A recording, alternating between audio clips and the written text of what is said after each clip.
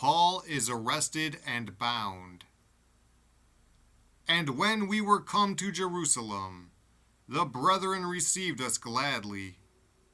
And the day following, Paul went in with us unto James, and all the elders were present. And when he had saluted them, he declared particularly what things God had wrought among the Gentiles by his ministry.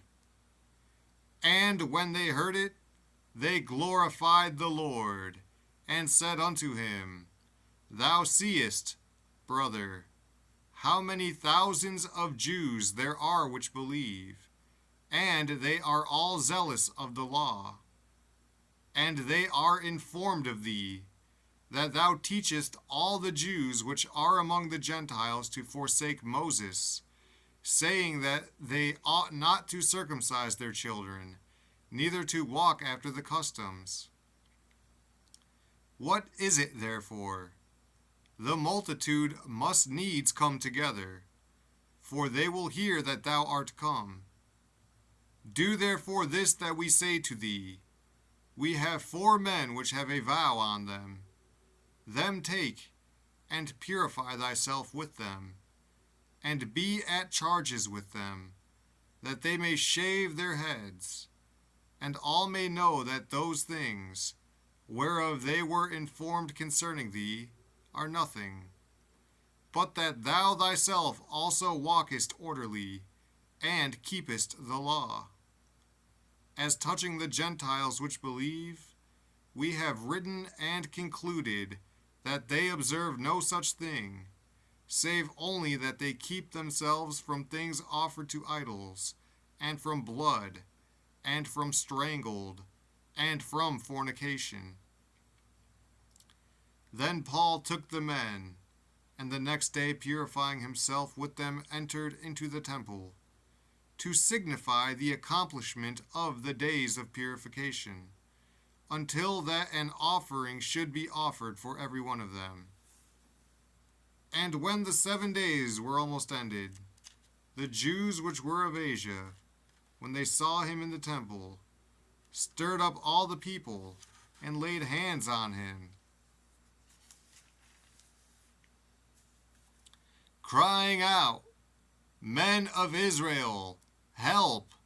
This is the man that teacheth all men everywhere against the people, and the law, and this place, and further brought Greeks also into the temple, and hath polluted this holy place. For they had seen before with him in the city Trophimus an Ephesian, whom they supposed that Paul had brought into the temple. And all the city was moved, and the people ran together. And they took Paul, and drew him out of the temple, and forthwith the doors were shut. And as they went about to kill him, tidings came unto the chief captain of the band, that all Jerusalem was in an uproar, who immediately took soldiers and centurions, and ran down unto them. And when they saw the chief captain and the soldiers, they left beating of Paul. Then the chief captain came near, and took him, and commanded him to be bound with 2 chains, and demanded who he was, and what he had done. And some cried one thing, some another, among the multitude. And when he could not know the certainty for the tumult, he commanded him to be carried into the castle. And when he came upon the stairs, so it was, that he was borne of the soldiers for the violence of the people. For the multitude of the people followed after, crying, Away with him! And as Paul was to be led into the castle, he said unto the chief captain, May I speak unto thee?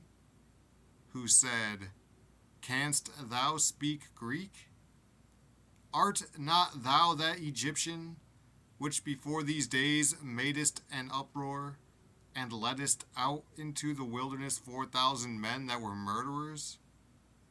But Paul said, I am a man which am a Jew of Tarsus, a city in Cilicia, a citizen of no mean city. And, I beseech thee, suffer me to speak unto the people. And when he had given him license, Paul stood on the stairs, and beckoned with the hand unto the people. And when there was made a great silence, he spake unto them in the Hebrew tongue, saying,